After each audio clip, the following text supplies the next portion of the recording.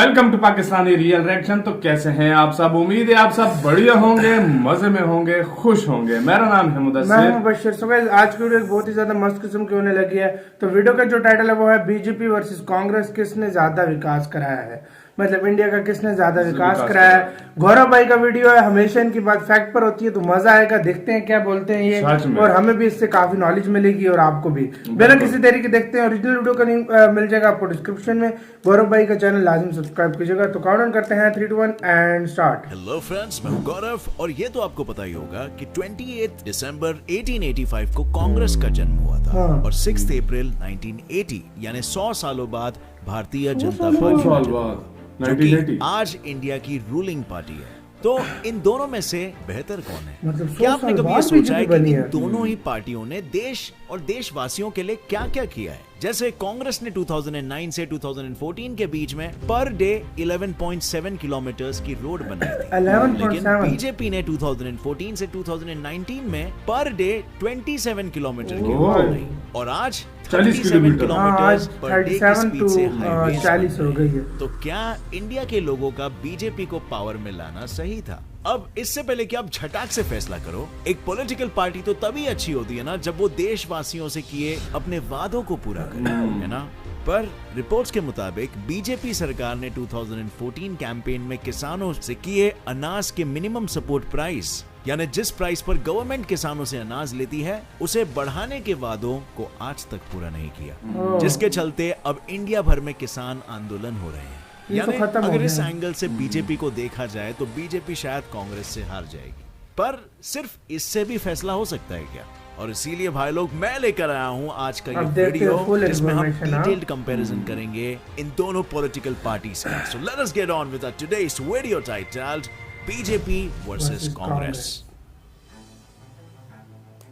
तो सबसे पहले अगर हम इंडिया के इंफ्रास्ट्रक्चर की बात करें तो इंडिया आज अपने जीडीपी का 4% इंफ्रास्ट्रक्चर पर खर्च करता है, लेकिन इंडिया के इस $104.8 बिलियन के खर्चे के अलावा इंडिया को अपने डेवलपमेंट के लिए $777.73 बिलियन लगेंगे, वो भी 2022 तक। पर अगर हम अब तक इंडिया के इंफ्रास्ट्रक्चर पर काम करने वाले सबसे बड़े पॉलिटिकल पार्टी की गवर्नमेंट की बात करें, जैसे मैंने बताया था कांग्रेस ने 2009 से 2014 तक रूलिंग पीरियड में 11.7 किलोमीटर्स पर डे के रोड्स बनाए थे और बीजेपी ने वहीं 2014 से 2019 तक 27 किलोमीटर पर डे के रोड बनाए, जिसकी वजह से हमारे देश के रूरल इलाके जो 2014 तक शहरों से और नेशनल हाईवेज से 56% कनेक्टेड थे वो 2018 में बढ़कर 88% कनेक्टेड हो गए।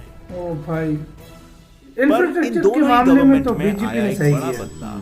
कांग्रेस रूलिंग पार्टी में जहां रोड कंस्ट्रक्शन ज्यादा और कंपनीज को रोड प्रोजेक्ट्स कम अवार्ड किए जा रहे थे, वहीं बीजेपी सरकार के आते ही ये चीज बिल्कुल उल्टी हो गई और साथ ही साथ इंडिया के नेशनल हाईवेज जो सिर्फ 4.58% की ग्रोथ रेट से बढ़ रहे थे वो 21.19% की ग्रोथ रेट से बढ़ने लगे। पर सिर्फ रोड्स ही नहीं, रेलवे लाइंस की अगर हम बात करें तो कांग्रेस गवर्नमेंट ने रेलवे लाइन बिछाने के लिए 2.3 लाख करोड़ खर्च किए थे और वहीं बीजेपी ने 3.83 लाख करोड़ की स्पेंडिंग की थी। लेकिन जहां कांग्रेस ने 7,600 लाइंस बिछाई थी, बीजेपी ने 9,500 लाइंस बिछा दी। बट शायद इंडिया के इंफ्रास्ट्रक्चर को इतने तेजी से बढ़ाने वाले बीजेपी में थोड़ी कमी रह गई, क्योंकि बीजेपी ने रोड्स और रेलवेज इन दोनों ही एस्पेक्ट में कांग्रेस से ज्यादा तो किया, लेकिन 2019 में इंडिया के digital news article the print में आए एक डेटा के मुताबिक प्राइम मिनिस्टर नरेंद्र मोदी और प्राइम मिनिस्टर मनमोहन सिंह इन दोनों ही दौर में इंफ्रास्ट्रक्चर के कई प्रोजेक्ट्स डिलेड थे। जहां कांग्रेस के समय में डिलेड प्रोजेक्ट 1/3 थे, वहीं बीजेपी के समय में ये 1/4 थे, यानी दोनों में बहुत ज्यादा फर्क नहीं था। बट वी कैन से कि BJP was a little better. अब बढ़ते हैं बीजेपी वर्सेस कांग्रेस के इस मुकाबले में इन दोनों सरकारों की लाई हुई पॉलिसीज और उन पॉलिसीज के परिणाम की बात पर। लेकिन उससे पहले जैसे मैंने बताया था, बीजेपी के 2014 के कैंपेन में किसानों को एमएसपी बढ़ाकर देने की बात करने के बाद भी बीजेपी के इस तरफ कदम ना उठाने की वजह से किसानों ने पिछले साल अगस्त से प्रोटेस्ट करना चालू कर दिया, जो अभी तक चल रहे हैं। लेकिन ये तकलीफ किसानों को अभी से नहीं पर कांग्रेस के सरकार से भी थी, जिसके चलते उन्होंने पीएम नरेंद्र मोदी को वोट दिए थे। और अब कुछ नतीजा ना आने पर यह प्रोटेस्ट इतनी बढ़ चुकी है कि इंडिया के किसान गवर्नमेंट से फिक्स्ड एमएसपी परसेंटेज देने की मांग कर रहे हैं। लेकिन इस प्रोटेस्ट के चलते 2020 में लाए ये तीनों एक्ट लागू नहीं किए जा पा रहे हैं। इसके अलावा अगर बात करें दोनों रूलिंग पार्टी की पॉलिसीज की, लॉस की और प्रोग्राम्स की, तो पीएम मोदी ने 2014 से 19 तक make in India, smart cities mission, Beti Bachao Beti Padhao, Jan Dhan योजना, स्वच्छ भारत अभियान, डीमोनेटाइजेशन और जीएसटी जैसे कई कंस्ट्रक्टिव पॉलिसीज बनाए हैं। वहीं अगर कांग्रेस की बात करें तो राइट टू एजुकेशन एक्ट 2009 के तहत 6 से 14 साल के बच्चों को फ्री एजुकेशन, स्ट्रीट वेंडर्स के लिए कानून लाए गए और इसी तरह 2019 के इलेक्शन के दौरान इंडिया आज तक का सबसे बड़ा सक्सेस बहुत ही सिमिलर थे। लेकिन इन दोनों ही पार्टीज में उस मैनिफेस्टो तक पहुंचने की आइडियोलॉजी अलग थी। जैसे जहां मोदी सरकार आर्टिकल 370 को हटाना चाहती थी, उस दिन से अनुच्छेद 370 के सभी खंड लागू नहीं होंगे। कांग्रेस ने लोगों को कॉन्स्टिट्यूशनल चेंजेस ना लाने का वादा दिया था, जबकि दोनों ही पार्टीज जम्मू एंड कश्मीर की शांति चाहती थी। इस नई व्यवस्था के तहत हम सब मिलकर आतंकवाद, अलगाववाद से जम्मू कश्मीर को मुक्त कराएंगे। पर सिर्फ पार्टीज की पॉलिसीज ही नहीं, अगर हम बात करें कि कांग्रेस ने अपने रूलिंग के समय कॉर्पोरेट्स को जो फंड दिए थे, तो रेलवे मिनिस्टर पीयूष गोयल के मुताबिक इंडिया का बढ़ा हुआ एनपीए कांग्रेस की गलती थी। और एनपीए यानी नॉन परफॉर्मिंग एसेट से यहाँ पर यह मतलब है कि बैंक के कॉर्पोरेट्स को दिए हुए लोन अमाउंट जो वो चुकाते नहीं है। पर सिर्फ कांग्रेस ही नहीं, पीएम मोदी के डीमोनेटाइजेशन के तुरंत बाद जीएसटी की पॉलिसी लाकर इंडिया की इकोनॉमी को लगे धक्के को और गहरा कर दिया गया था, जिससे इंडिया की इकोनॉमी पर असर हुआ था। यानी सरकार चाहे कांग्रेस की रही या बीजेपी की, दोनों के रूलिंग के दौरान इंडियन इकोनॉमी को धक्का जरूर लगा था। पर अगर पॉलिसीज की बात करें तो बीजेपी ने इंडिया में कांग्रेस से बेहतर पॉलिसीज की शुरुआत की है। अब बारी आ चुकी है इन दोनों ही पार्टीज को उनके इंडिया के डिफेंस के लिए उठाए कदमों पर तोलने की। डिफेंस अपडेट, जैसे इंडिया के वेपन्स डीलिंग की अगर बात करें तो जो इंडिया कभी कांग्रेस के दौरान 15% वेपन्स इंपोर्ट करती थी ना, वो 2016 से 2020 के घटकर 9.5% पर तो आ गया है। पर इसके बावजूद आज हमारा इंडिया वेपन्स इंपोर्ट करने वाला सेकंड सबसे लार्जेस्ट देश है। यानी इंडिया अपने जीडीपी का 2.3% डिफेंस पर लुटाता है, जो 1960 से लेकर अब तक में पहली बार हुआ है। क्योंकि जहां बीजेपी टेररिज्म के अगेंस्ट एक्ट करने में बिलीव करती है, वहीं कांग्रेस को डिफेंस वेपन्स को जमा करके खुद को बचाने में बिलीव था, जिसके चलते इंडिया कांग्रेस के दौर में ज्यादातर वेपन्स खरीदता था। और आज इंडिया के major defence weapon suppliers France, Russia, US, South Korea और इजराइल है। हालांकि इंडिया जो कभी रशिया से 76% वेपन्स इंपोर्ट करता था, उसे इंडिया ने घटाकर बस से 58% कर दिया है। और इंडिया की गवर्नमेंट का ऐसा करने के पीछे का मकसद यही है कि वो अपने देश को सेल्फ सस्टेन बनाना चाहती है। और इसीलिए अब इंडिया राफेल डील की बात फ्रांस के साथ करके उसमें पार्टनरशिप रख के वेपन्स की मैन्युफैक्चरिंग को बढ़ावा दे रही है। और अब जो राफेल का नाम निकल ही चुका है, तो मैं आपको इंडिया के एयरफोर्स के राफेल के डील की भी बात बता देता हूं, जो कांग्रेस नरेंद्र मोदी पर राफेल डील को लेकर 50,000 करोड़ रुपए का स्कैम का धब्बा लगा रहे हैं। Friends, the sweetheart deal and role of Modi government has also been now exposed. The scandalous expose of Rafale scam involving massive corruption.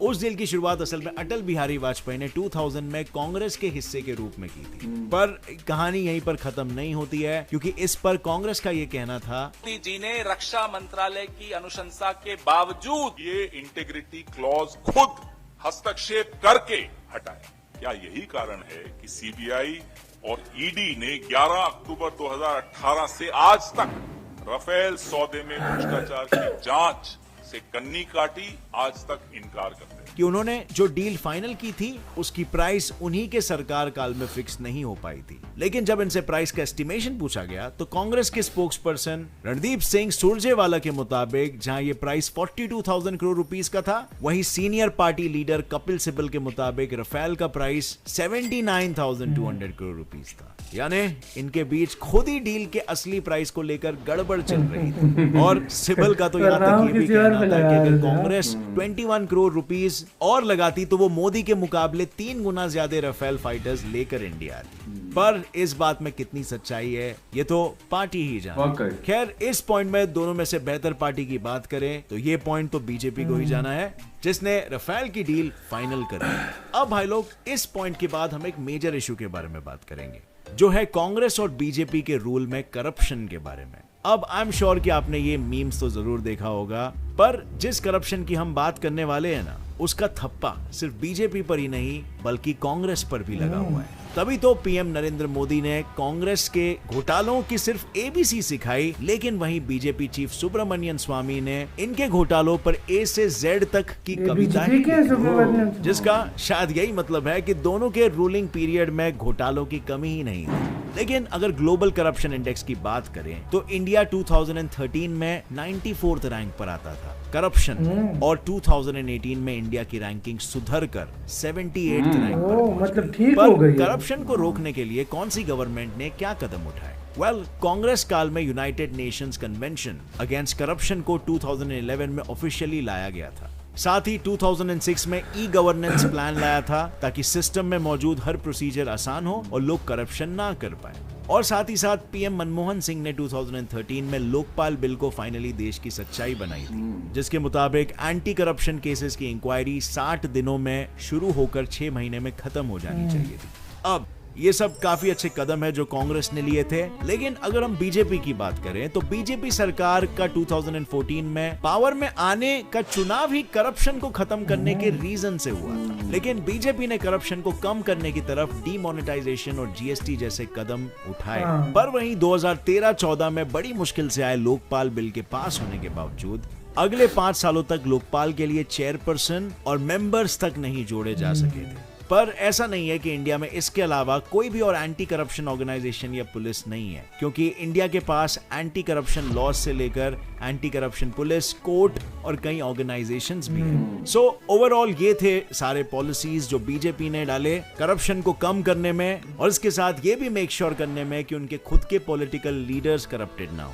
अब अगर बात करें इंडिया के करप्शन रैंकिंग को लेकर, तो इंडिया में बीजेपी सरकार के दौरान करप्शन कम था अकॉर्डिंग टू इंटरनेशनल 77 रैंक पे है। बट देश में हुए इन सारे बातों के बीच में हम इन दोनों रूलिंग पार्टी के समय में फ्यूडलिज्म से लेकर फॉरेन रिलेशन कैसे थे उसको नहीं भुला सकते। तो इसी पर बात को आगे बढ़ाते हुए मैं आपको फ्यूडलिज्म को आसान भाषा में समझा देता हूँ। राजा का बेटा राजा बनेगा, इस पुरानी प्रथा को फ्यूडलिज्म कहते हैं। और कांग्रेस की फ्यूडलिज्म की बात करें तो लोगों ने पीएम मनमोहन सिंह को देश का पीएम नहीं, कांग्रेस का मैनेजर बोल दिया था, जो गांधी परिवार के कांग्रेस लीडर्स के लिए काम करते थे। पर पीएम मनमोहन सिंह भले ही कांग्रेस की वजह से खुलकर देश के लिए काम ना कर पाए हो, उन्होंने पीएम बनने से पहले 1990 में इकोनॉमिक रिफॉर्म्स लाकर इंडिया के इकोनॉमी की शुरुआत ही बदल दी थी। वहीं 2008 में जब इंडिया इकोनॉमिक क्राइसिस से जूझ रहा था, तब भी इकोनॉमी के बोझ तले दबकर जनता की टूटती हुई लाठी को इन्होंने राशन 1 से 3 रुपए सस्ता करने से लेकर लोगों के लिए स्कीम्स निकालकर उन्हें संभाला था। लेकिन कांग्रेस के फ्यूडलिज्म का सबसे बड़ा असर तो कांग्रेस के नेताओं पर हुआ, जो कांग्रेस छोड़कर बीजेपी में जाने की बात करने लगे, और कितने सारे चले भी गए जिन्हें सालों तक पार्टी में ग्रोथ नहीं मिल रही थी। लेकिन बीजेपी में 22 कांग्रेस एमएलएस के ज्वाइन होते ही कुछ ही टाइम में 11 को तो मिनिस्टर बना लिया, बिकॉज इस पार्टी में फ्यूडलिस्टिक माइंडसेट नहीं था। अब देखो, इंफ्रास्ट्रक्चर से लेकर मैंने आपको इनके फॉरेन रिलेशन तक सब कुछ मतलब राजा का बेटा, हालांकि ऐसी बहुत सी चीजें हैं जो हम इस वीडियो में कवर नहीं कर पाए हैं, पर ये सारी चीजें किसी भी पार्टी के लिए मेजर कैटेगरीज में ही आती है। और इसीलिए अगर इन चीजों के बेसिस पर देखा जाए तो ये कहना गलत नहीं होगा कि बीजेपी और कांग्रेस में जमीन आसमान का फर्क तो नहीं है, लेकिन हालातें बदल भी रही है और बेहतर भी हो रही है, और फिर चाहे वो इंफ्रास्ट्रक्चर हो या करप्शन। और ऐसे में मैं आपकी राय जानना चाहूंगा, आपको क्या लगता है बीजेपी आप लोगों ने बताना है? बिल्कुल। इसी के साथ तो यार ये वीडियो खत्म। देखें यार गाइस, जिस तरह के अभी फैक्ट भी हमने देख लिए, काफी चीजें इसमें रखी गई और काफी कुछ हुआ, जिस तरह हम मीडिया वगैरह न्यूज वगैरह में भी देखते हैं, जिससे हमें लगता है, देखिए हम अपना आइडिया देने लगे ना कि किसी और का। यार मतलब हम बिल्कुल अनबैस्ड रहकर किसी का ना साथ दे रहे हैं, कोई हर किसी की अपनी थिंकिंग होती है। बिल्कुल। जो हमारी है, हमें जो लगता है वो ये है कि यार बीजेपी में थोड़ी तरक्की ज्यादा हुई है। वाकई मतलब इंफ्रास्ट्रक्चर वाइज देख लो, कानून करप्शन वाइज देख लो, हर चीज में कमी आई है और इंफ्रास्ट्रक्चर में बहुत तेजी से बूस्ट यार इसमें कोई शक नहीं है। देखो रोड्स जो होते हैं ट्रांसपोर्ट के लिहाज से अगर देखा जाए और रेलवे देखा जाए तो यार बहुत ज्यादा तरक्की की गई है। काफी सारी इस तरह मेक इन इंडिया वाले प्रोग्राम शुरू किए गए हैं, काफी सारी चीजें शुरू की गए हैं। दूसरी बात यार देखो हर पार्टी में या हर जो हुकूमत होती है, देखो किसी को कोई काम अच्छे होते हैं, कोई मतलब बुरे होते हैं, लोगों को अच्छे होते हैं, बुरे लग जाते हैं। हम किसी को बुरा नहीं कह सकते क्योंकि कांग्रेस ने भी अच्छे काम करवाए, कांग्रेस ने अपनी पार्टी के लोगों के लिए सब कुछ करवाया। मतलब लेकिन वक्त के हिसाब से बदलते रहे हैं। बीजेपी जो है उसने कुछ ज्यादा काम करा है, वो ज्यादा लोगों काम को नजर मतलब लोगों को नजर आ रहा है कि किस तरह बीजेपी ने कहां से कहां मुल्क को लेकर कंट्री को लेकर गए। इसमें कोई शक नहीं है। तो हमारा जो लिहाज कहता है अगर इस सारी फैक्ट को मद्देनजर रख के भी हमने जो लगता है वो ये है। आप लोगों को गैस क्या लगता है? देखिए सच्चे दिल से बोलिएगा कमेंट सेक्शन में। बेशक आपको मतलब बेशक आप किसी पार्टी को पसंद न करें ना करें, आप अपने लिहाज से आप अपने लिहाज से अपना बता सकते हैं कि यार कौन सी पार्टी ने क्या किया क्या, क्योंकि हमसे बेहतर आप लोग सबसे ज्यादा जानते हैं। बिल्कुल। सो गाइस इधर ही वीडियो खत्म करते हैं। अपना बहुत ज्यादा ख्याल रखना। तो यार बाय।